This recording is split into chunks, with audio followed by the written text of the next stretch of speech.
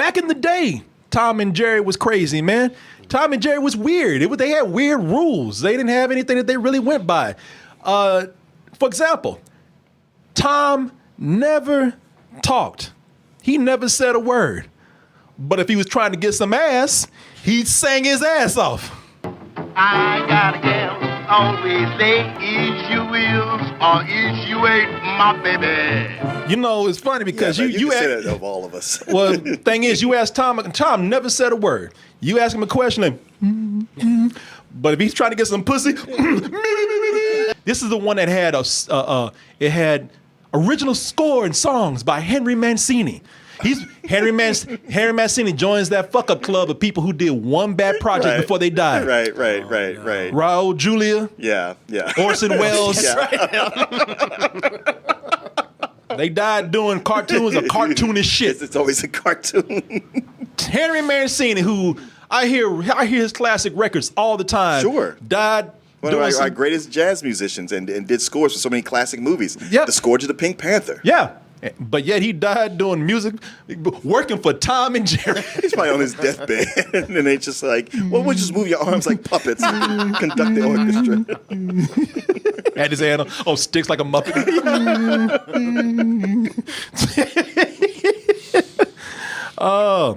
Their relationship was crazy.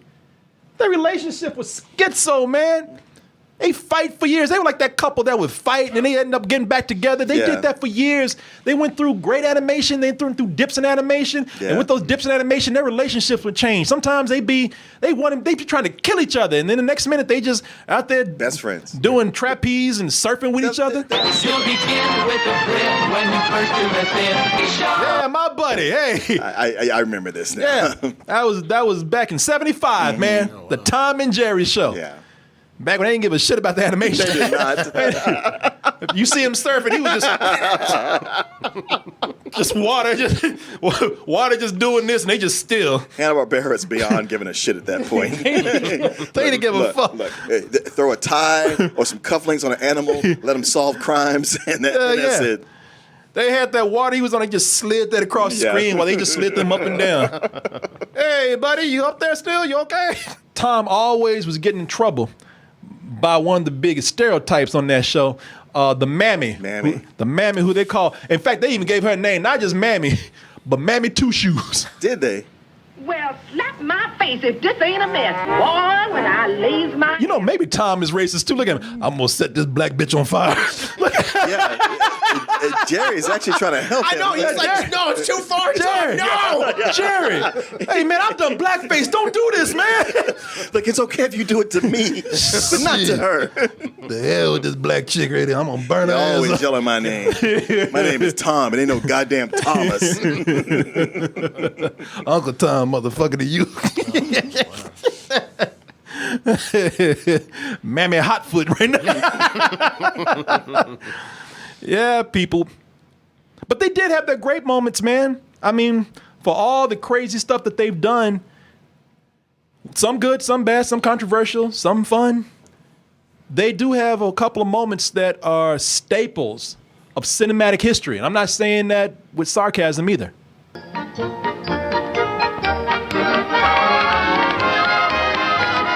That's Anchors Away from 1945. Had that sound turned down a little bit low on that because I thought I was going to be talking over it. But every time I see that, I just get caught up in watching it. Sure. It is a classic piece of cinematic history. Gene Kelly, one of the original Lords of the Dance. Yes, sir. Right after Fred Astaire was Gene Kelly. And only one person could do all those moves with those tight-ass pants on like that, too. You know, there's so many directions that they could go with a movie. And we saw one they took back in 1992, and it was not good. So, folks, where does this new movie fall? How much of that crazy history fits in here? I would say that there's a little bit of almost everything that we talked about up in there. Is that for better or for worse? Because I could go any kind of way, man. I could be bad. Could also be enjoyable. Let's take a look at the trailer for Tom and Jerry 2021. And we'll be back to see what direction this endeavor takes and to give you our review right after this.